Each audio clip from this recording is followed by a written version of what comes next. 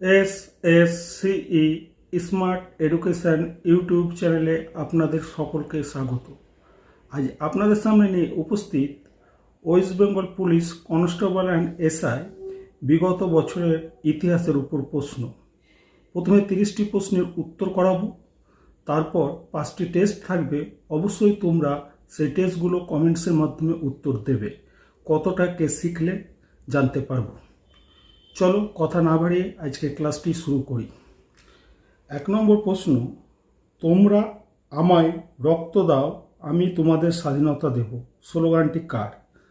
Option A Bal Gangadhar Tilak, option B Netaji Subhash Chandra Bose, option C Rash Behari Basu, option D Jawaharlal Nehru. Answer হয়ে যাবে আমাদের অপশান বি নেতাজি সুভাষচন্দ্র বোস। আবার বলছি 1 নম্বর প্রশ্ন, তোমরা আমায় রক্ত দাও, আমি তোমাদের স্বাধীনতা দেব স্লোগানটি কার? Option A Bal Gangadhar Tilak, option B Netaji Subhash Chandra Bose, option C Rash Behari Basu, option D Jawaharlal Nehru. আমাদের অ্যান্সার হয়ে যাবে অপশান বি নেতাজি সুভাষচন্দ্র বসু। এই জওহরলাল নেহরু প্রথম কোন ভারতীয় পদে অধিষ্ঠিত হয়েছিলেন? তোমরা অবশ্যই কমেন্টসের মাধ্যমে আমাকে জানাবে। 2 নম্বর প্রশ্ন, বুদ্ধ কোন ভাষায় তার ধর্ম প্রচার করতেন? Option A Urdu, option B Pali, option C Prakrit, option D তুর্কি। অ্যান্সার হয়ে যাবে অপশান বি পালি। আবার বলছি 2 নম্বর প্রশ্ন, বুদ্ধ কোন ভাষায় তার ধর্ম প্রচার করতেন? Option A Urdu, option B Pali, option C Prakrit, option D তুর্কি। অ্যান্সার হয়ে যাবে অপশান বি পালি। আর বুদ্ধদের প্রধান ধর্মগ্রন্থের নাম কি? ত্রিপিটক। বুদ্ধদের প্রধান ধর্মগ্রন্থের নাম ত্রিপিটক। 3 নম্বর প্রশ্ন, তহকিক-ই-হিন্দ গ্রন্থের রচয়িতা কে?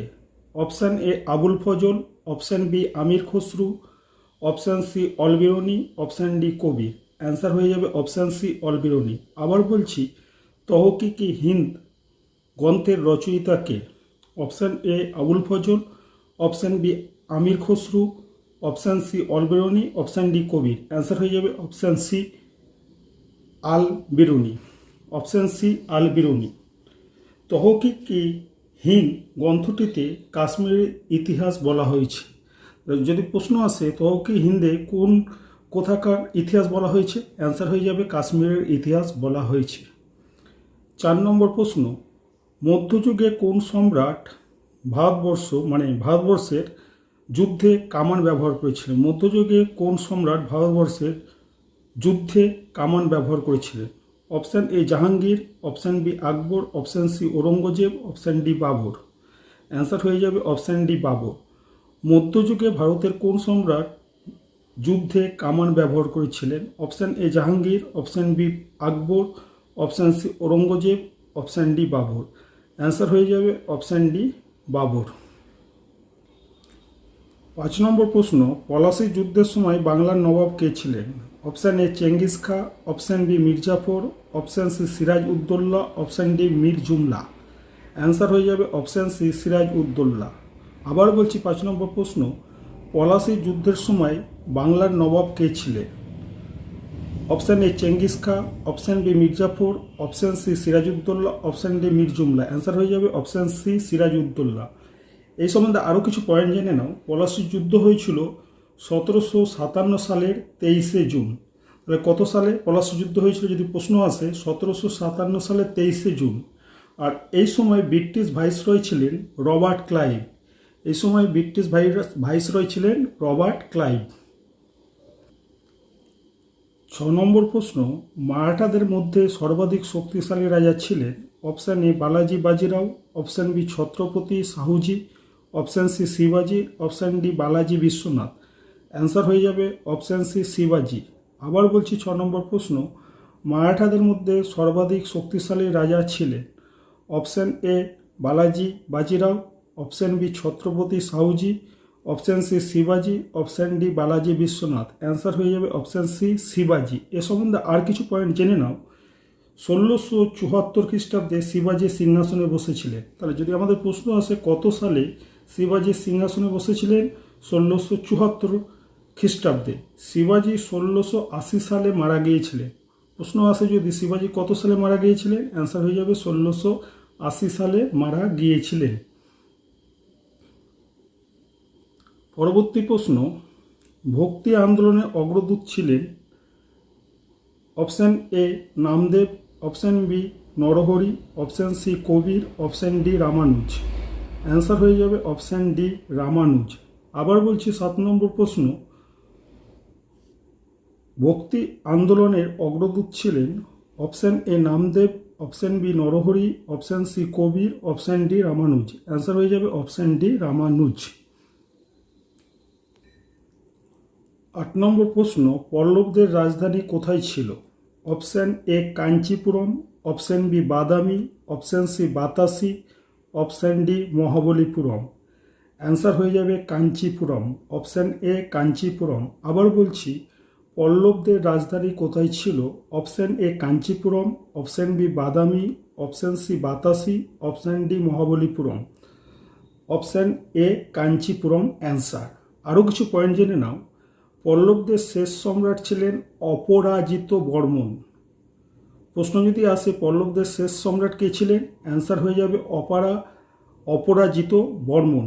কাঞ্চির কৈলাসনাথ মন্দির দ্বিতীয় নরসিংহ বর্মন তৈরি করেছিলেন। প্রশ্ন যদি আসে কাঞ্চির কৈলাসনাথ মন্দির কে তৈরি করেছিলেন, অ্যান্সার হয়ে যাবে দ্বিতীয় নরসিংহ বর্মন। অ্যান্সার হয়ে যাবে দ্বিতীয় নরসিংহ বর্মন। কাঞ্চির কৈলাস মন্দির তৈরি করেছিলেন দ্বিতীয় নরসিংহ বর্মন। 9 নম্বর প্রশ্ন, বুদ্ধ চরিত্রের রচয়িতা কে? Option A Kalidas, option B Kabir, option C অশ্বঘোষ, অপশান ডি আর্যভট্ট। অ্যান্সার হয়ে যাবে অপশান সি অশ্বঘোষ। আবার বলছি 9 নম্বর প্রশ্ন, বুদ্ধ চরিত্রের রচয়িতা কে? Option A Kalidas, option B Kabir, option C অশ্বঘোষ, অপশান ডি আর্যভট্ট। অ্যান্সার হয়ে যাবে অপশান সি অশ্বঘোষ। পরবর্তী প্রশ্ন, পুরাণের সংখ্যা কটি? অপশান এ 12টি, অপশান বি 18টি, অপশান সি 10টি, অপশান ডি 16টি। অ্যান্সার হয়ে যাবে অপশান বি 18টি। 10 নম্বর প্রশ্ন, পুরাণের সংখ্যা কটি? অপশান এ 12টি, অপশান বি 18টি, অপশান সি 10টি, অপশান ডি 16টি। অ্যান্সার হয়ে যাবে অপশান বি 18টি। 11 নম্বর প্রশ্ন, কে শের এ পাঞ্জাব নামে পরিচিত ছিলেন? Option A Bhagat Singh, option B Lala Lajpat Rai, option C Jayaprakash Narayan, option D Ram Manohar Lohia. Answer হয়ে যাবে অপশান বি লালা লাজপত রায়। আবার বলছি 11 নম্বর প্রশ্ন, কে শের এ পাঞ্জাব নামে পরিচিত ছিলেন? Option A Bhagat Singh, option B Lala Lajpat Rai, option C Jayaprakash Narayan, option D Ram Manohar Lohia. হয়ে যাবে অপশান বি লালা লাজপত রায়। লালা লাজপত রায়।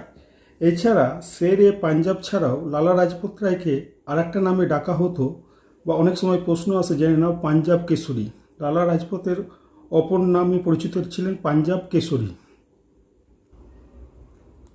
একমাত্র মহিলা শাসক যিনি দিল্লির সিংহাসনে আসীন হয়েছিলেন তার নাম?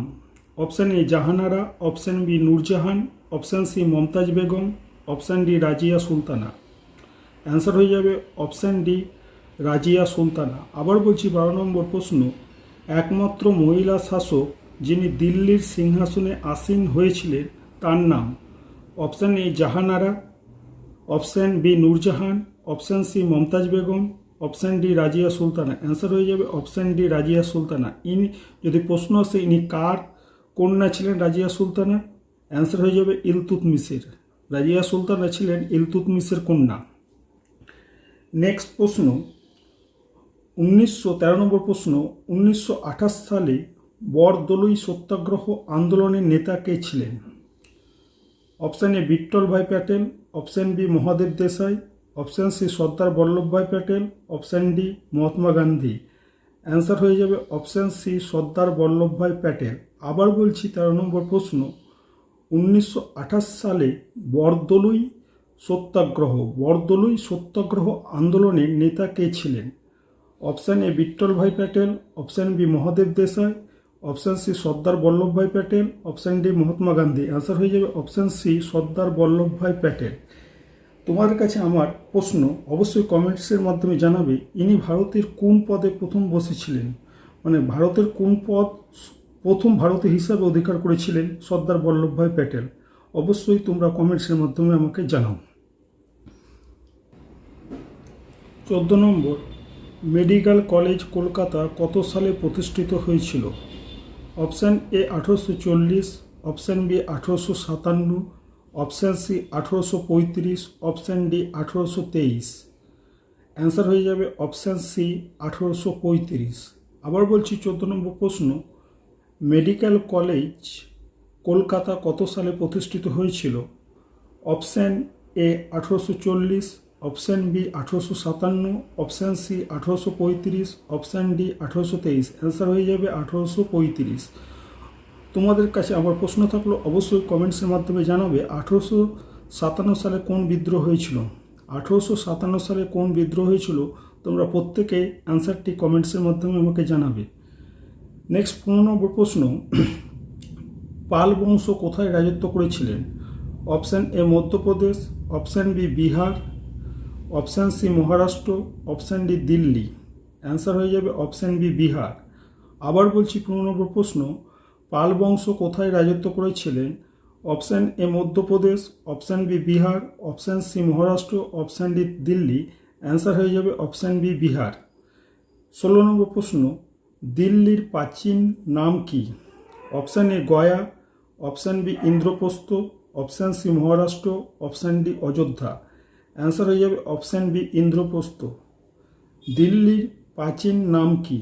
Option A Gaya, option B Indraprastha, option C Maharashtra, option D Ayodhya. Answer হয়ে যাবে অপশান বি ইন্দ্রপ্রস্থ। 17 নম্বর প্রশ্ন, ইন্ডিয়ান রিপাবলিকান আর্মি কে প্রতিষ্ঠা করেছিলেন? Option A Rash Behari Bose, option B Chittaranjan Das, option C Surya Sen, option D Subhas Chandra Bose. Answer হয়ে যাবে অপশান সি সূর্য সেন। আবার বলছি, ইন্ডিয়ান রিপাবলিকান আর্মি কে প্রতিষ্ঠা করেছিলেন? Option A Rash Behari Bose, option B Chittaranjan Das, option C Surya Sen, option D Subhas Chandra Bose. Answer হয়ে যাবে অপশান সি সূর্য সেন। এই যে বাকি নামগুলো কে কি প্রতিষ্ঠা করেছিল একটু জেনে নাও। বাকি নামগুলো, Rash Behari Bose Indian National Army, Chittaranjan Das Swarajya দল, সুভাষচন্দ্র বোস ফরওয়ার্ড ব্লক। এগুলো বিভিন্ন পরীক্ষায় বারবার এসে থাকে, তাই তোমাদের বলে দিচ্ছি। Chittaranjan Das Swarajya Dal, Rash Behari Bose Indian National Army, Subhas Chandra Bose Forward Bloc. 18 number প্রশ্ন, কে 1905 সালে ঢাকা অনুশীলন সমিতি স্থাপন করেছিলেন?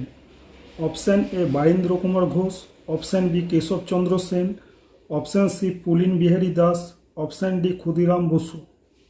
অ্যান্সার হয়ে যাবে অপশান সি পুলিন বিহারী দাস। আবার বলছি প্রশ্ন, কে 1905 সালে ঢাকা অনুশীলন সমিতি স্থাপন করেছিলেন? Option A Barindra Kumar Ghosh, option B Keshab Chandra Sen, option C Pulin Behari Das, option D Khudiram Basu. Answer হয়ে যাবে অপশান সি পুলিন বিহারী দাস। এই ধরনের সমিতি আরও কে কে তৈরি করেছিলেন এগুলো সম্বন্ধে একটু জেনে নাও। আমি বলছি কেন পরীক্ষায় বারবার আসে, তার জন্য তোমাদের বলে দিচ্ছি। বাংলায় অনুশীলন সমিতি করেছিলেন Satishchandra Basu.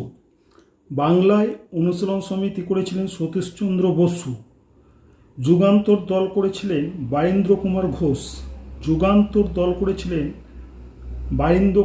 Ghosh.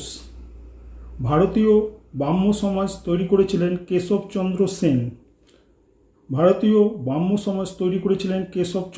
Sen.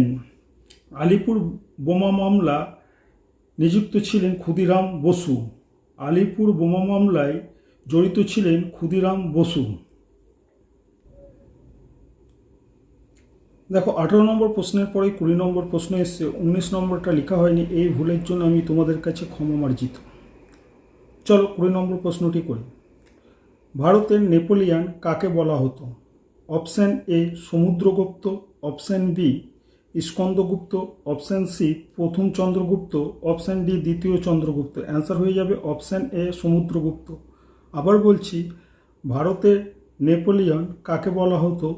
Option A Samudragupta, option B Skandagupta, option C প্রথম চন্দ্রগুপ্ত, অপশান ডি দ্বিতীয় চন্দ্রগুপ্ত। অ্যান্সার হয়ে যাবে অপশান এ সমুদ্রগুপ্ত। এবার তোমাদের কাছে আমার একটা প্রশ্ন থাকলো, অবশ্যই কমেন্টস করে জানাবে ভারতের রক্ষাকর্তা কাকে বলা হয়। এই চারটি অপশানের মধ্যে একটি হবে, তোমরা কোন অপশানটি হবে আমাকে অবশ্যই কমেন্টসের মাধ্যমে জানাও। ভারতের রক্ষাকর্তা কাকে বলা হয়? 21 দীনবন্ধু মিত্রের নীলদর্পণ গ্রন্থটি কে ইংরেজিতে অনুবাদ করেছিলেন? Option A Bankimchandra Chattopadhyay, option B Michael Madhusudan Dutt, option C John Carey, option D Umeshchandra Dutt. তাহলে অ্যান্সার হয়ে যাবে আমাদের option B Michael Madhusudan Dutt. আবার বলছি, দীনবন্ধু মিত্রের নীলদর্পণ গ্রন্থটি কে ইংরেজিতে অনুবাদ করেছিলেন? Option A Bankimchandra Chattopadhyay, option B Michael Madhusudan Dutt, option C John Carey, option D Umeshchandra Dutt. তাহলে আমাদের অ্যান্সার হয়ে যাবে option B Michael Madhusudan Dutt. তাহলে আমরা অলরেডি জানলাম নীলদর্পণ নাটকটি কে রচনা করেছিলেন? দীনবন্ধু মিত্র। বাংলায় রচনা করেছিলেন দীনবন্ধু মিত্র, এটা ইংরেজি অনুবাদ করে মাইকেল মধুসূদন দত্ত।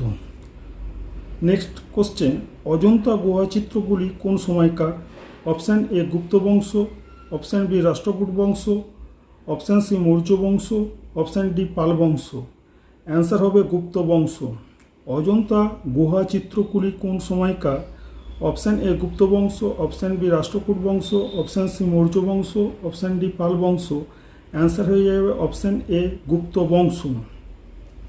নেক্সট প্রশ্ন কি হচ্ছে? নেক্সট প্রশ্ন, কোন সালে নেতাজি সুভাষচন্দ্র বোস দেশ ত্যাগ করেছিলেন?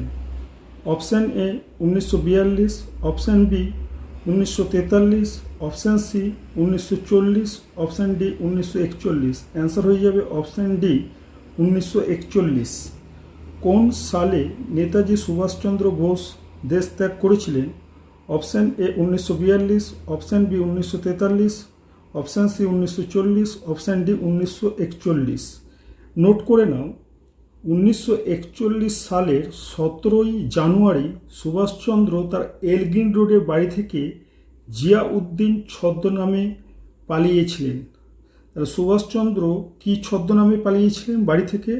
জিয়াউদ্দিন ছদ্মনামে। প্রশ্ন আসতেই পারে, নেতাজি সুভাষচন্দ্র বোস কি ছদ্মনামে বাড়ি ত্যাগ করেছিলেন? জিয়াউদ্দিন। অ্যান্সার হয়ে যাবে Ziauddin.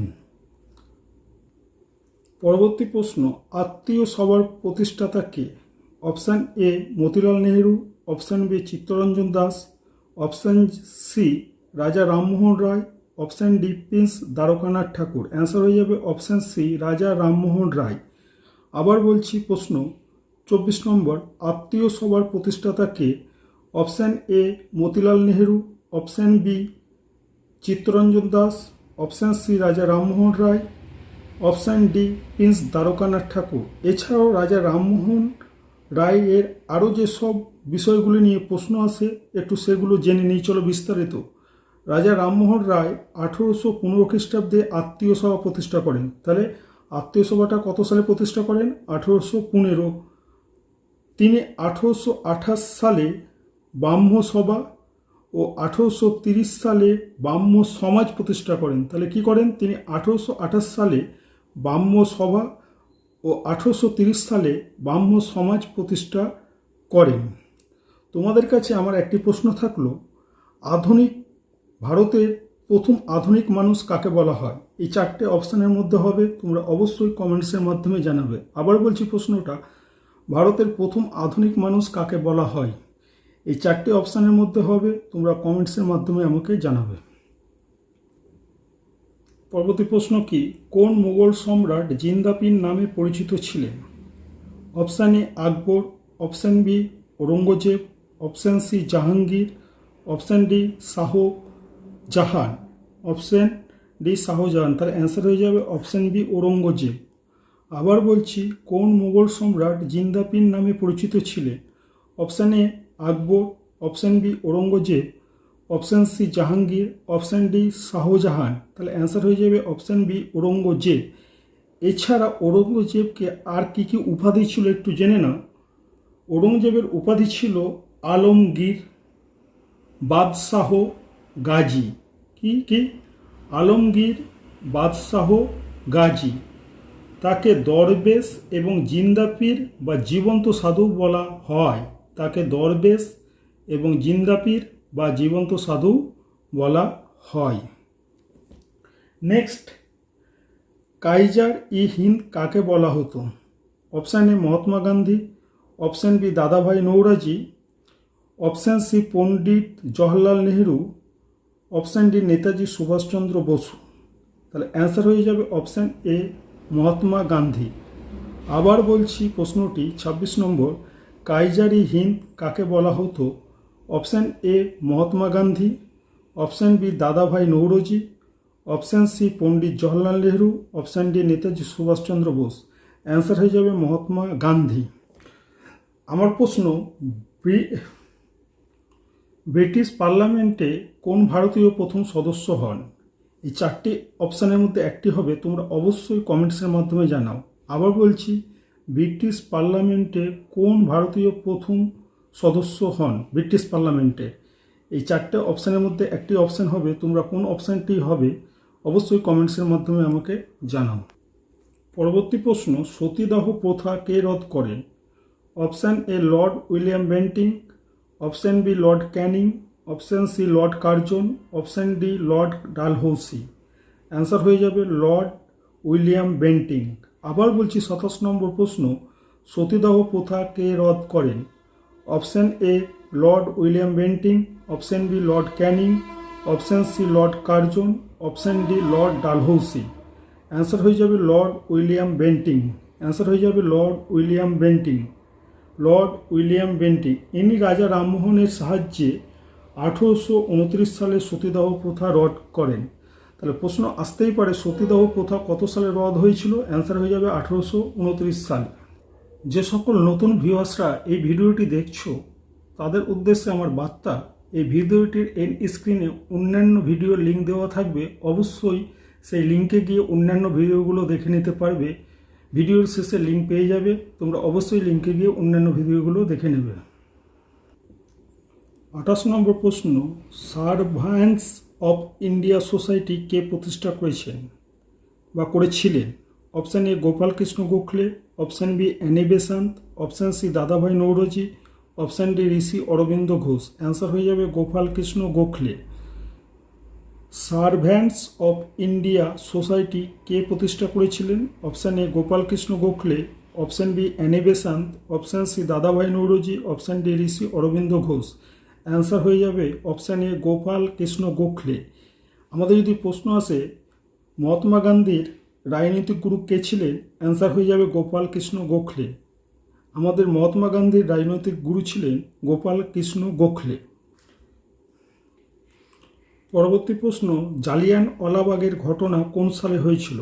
Option A 1928, option B 1750, option C 1789, option D 1919। Answer হয়ে যাবে অপশান ডি 1919। আবার বলছি 29 নম্বর প্রশ্ন, জালিয়ানওয়ালাবাগ এর ঘটনা কোন সালে হয়েছিল? Option A 1928, option B 1750, option C 1789, option D 1919। Answer হয়ে যাবে 1919।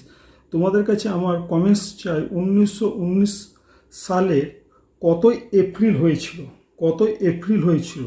আর এটি কোন রাজ্যে হয়েছিল? আমরা বলবো পাঞ্জাব রাজ্যে হয়েছিল জালিয়ানওয়ালাবাগ, মানে অমৃতসরের কাছে জালিয়ানওয়ালাবাগ নামক এক সভাস্থলে এই ঘটনাটি ঘটেছিল। তোমাদের কাছে আমার অনুরোধ, আমার ভিডিওটি যদি তোমাদের ভালো লাগে অবশ্যই লাইক, শেয়ার ও বিভিন্ন এডুকেশন গ্রুপে শেয়ার করে দিও, যাতে আগামী দিনে আমি আরও ভালো ভালো ভিডিও তোমাদের কাছে উপহার দিতে পারি। পরবর্তী প্রশ্ন, ফতেপুর সিক্রি কে প্রতিষ্ঠা করেছিলেন? Option A Akbar, option B Aurangzeb, option C Jahangir, option D Humayun. Fatehpur, তাহলে অ্যান্সার হয়ে যাবে অপশান এ আকবর। আবার বলছি 30 নম্বর প্রশ্ন, ফতেপুর সিক্রি কে প্রতিষ্ঠা করেছিলেন? Option A Akbar, option B Aurangzeb, option C Jahangir, option D Humayun. Answer হয়ে যাবে অপশান এ আকবর। আজকে এ পর্যন্তই তোমাদের উত্তর দেওয়া হলো বিভিন্ন প্রশ্নে। এরপরেই তোমাদের 5টি টেস্ট রাখা হয়েছে। তোমরা কে কতটা শিখলে অবশ্যই আমি জানতে পারবো। তোমরা কমেন্টসের মাধ্যমে ওই টেস্টগুলোর আমাকে অ্যান্সার জানাবে। টেস্ট নম্বর 1, পলাশী যুদ্ধের সময় বাংলার নবাব কে ছিলেন? টেস্ট নম্বর 1, পলাশী যুদ্ধের সময় বাংলার নবাব কে ছিলেন? টেস্ট নম্বর 2, কাইজার-ই-হিন্দ কাকে বলা হতো? টেস্ট নম্বর 2, কাইজার-ই-হিন্দ কাকে বলা হতো? টেস্ট নম্বর 3, আত্মীয় সভার প্রতিষ্ঠাতা কে? টেস্ট নম্বর 3, আত্মীয় সভার প্রতিষ্ঠাতা কে? টেস্ট নম্বর 4, পুরাণের সংখ্যা কটি? টেস্ট নম্বর 4, পুরাণের সংখ্যা কটি? টেস্ট নম্বর 5, দিল্লির প্রাচীন নাম কি? টেস্ট নম্বর 5, দিল্লির প্রাচীন নাম কি? আজকের ভিডিওটি এ পর্যন্তই। আগামী দিন আবার অন্য কোনো বিষয় নিয়ে তোমাদের সামনে উপস্থিত হব। আগামী দিনে তোমাদের সকল পরীক্ষাগুলো যাতে খুব ভালোভাবে দিতে পারো এই আশা রেখে আজ এখানে আমার ভিডিওটি সমাপ্ত করছি এবং অবশ্যই এন্ড স্ক্রিনে গিয়ে অন্যান্য ভিডিওগুলি দেখে নিও।